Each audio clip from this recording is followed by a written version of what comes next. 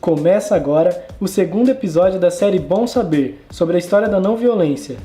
No episódio passado, falamos do surgimento da não-violência através das ideias de Leon Tolstói e Mohandas Gandhi. Hoje, vamos falar sobre como os dois influenciaram Martin Luther King Jr. e a luta pelos direitos civis dos negros nos Estados Unidos. O Martin Luther King foi um pastor batista e um ativista americano que nasceu em Atlanta em 1929. Ele vivia em uma época em que os Estados Unidos tinham um regime de segregação racial muito forte, onde os negros não tinham direitos garantidos nem ao voto, nem à saúde, nem à moradia, educação, empregos e nem transporte, além de sofrerem discriminação aberta em lugares públicos e privados. Tudo isso dentro da lei. É sério, o racismo e a segregação eram assegurados por um conjunto de leis racistas que ficaram conhecidas como Leis Jim Crow, por causa de um personagem do ator Thomas Rice que ridicularizava os negros com uma maquiagem caricata chamada de blackface. Além dessas leis, havia uma seita racista no país chamada Ku Klux Klan, que atacava e exterminava os negros e tinha envolvimento até de autoridades. Por causa disso, crescia nos Estados Unidos um movimento de direitos civis, que buscava a igualdade racial. Um dia, em 1955, numa cidade chamada Montgomery, capital do Alabama, uma mulher chamada Rosa Parks se negou a dar o seu lugar no ônibus para uma mulher branca, como mandava a lei, e ela foi presa.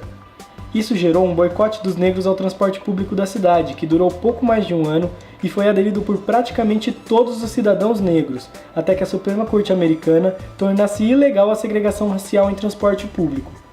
O Martin Luther King foi o porta-voz desse protesto e ficou conhecido no país todo. Em 1959, o Martin viaja para a Índia para estudar as técnicas de protesto do Gandhi e como ele conseguiu libertar o país dos ingleses através da não-violência e da desobediência civil. Um ano depois, ele começa uma série de protestos nos Estados Unidos contra o racismo e a segregação, pelos quais ele foi preso diversas vezes, acusado de incitar a desordem pública. Um dos mais importantes foi a Marcha sobre Washington, em 1963, onde quase 250 mil manifestantes, negros e brancos, exigiram o fim do preconceito racial. Nela é proferido o discurso I Have a Dream, ou Eu Tenho um Sonho, um dos discursos mais famosos da história, que pressionou o presidente americano John Kennedy a criar a Lei dos Direitos Civis, que proibia a segregação em todo o país. O Martin recebeu em 1964 o Prêmio Nobel da Paz, o que dava reconhecimento internacional à legitimidade de sua luta e o consagrava como líder do movimento pela igualdade racial.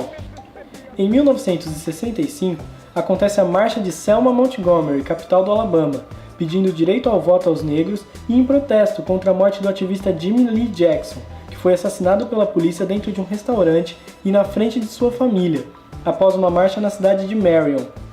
A primeira marcha foi organizada por James Bevel e Amelia Boynton, com 600 manifestantes. A marcha sofreu tanta repressão da polícia que ficou conhecida nacionalmente como Domingo Sangrento e despertou o apoio de diversas pessoas no país, incluindo Martin. A segunda marcha ficou conhecida como Terça da Reviravolta e foi organizada por Bevel, Diane Nash e pelo próprio Martin 2 dias depois, além de ter atraído gente do país todo para apoiá-los. Quando o movimento pediu uma liminar na justiça para que a polícia não impedisse a marcha, ela foi proibida pelo juiz.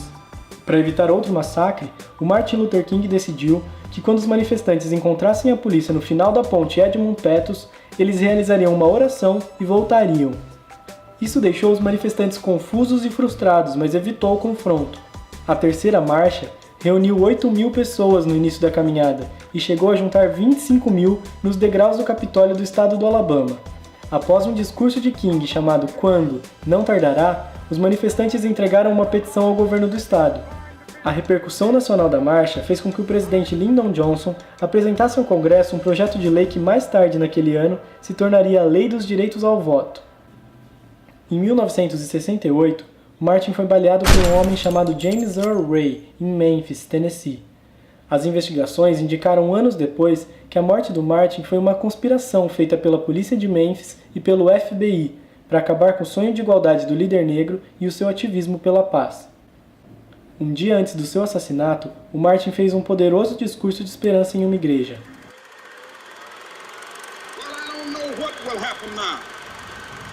We've got some difficult days ahead, but it really doesn't matter with me now, because I've been to the mountaintop. I don't mind. like anybody, I would like to live a long life. Longevity has its place. But I'm not concerned about that now. I just want to do God's will. And He's allowed me to go up to the mountain. And I've looked over and I've seen the promised land. I may not get there with you, but I want you to know tonight that we as a people will get to the promised land.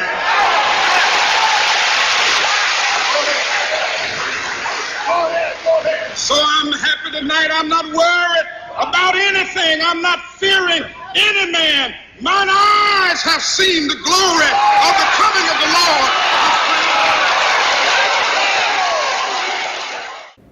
Os 12 anos de ação não violenta de Martin Luther King Jr. trouxeram mais conquistas aos negros americanos do que os 350 anos anteriores. Além de assegurar um país menos racista, ele inspirou movimentos parecidos ao redor do mundo todo.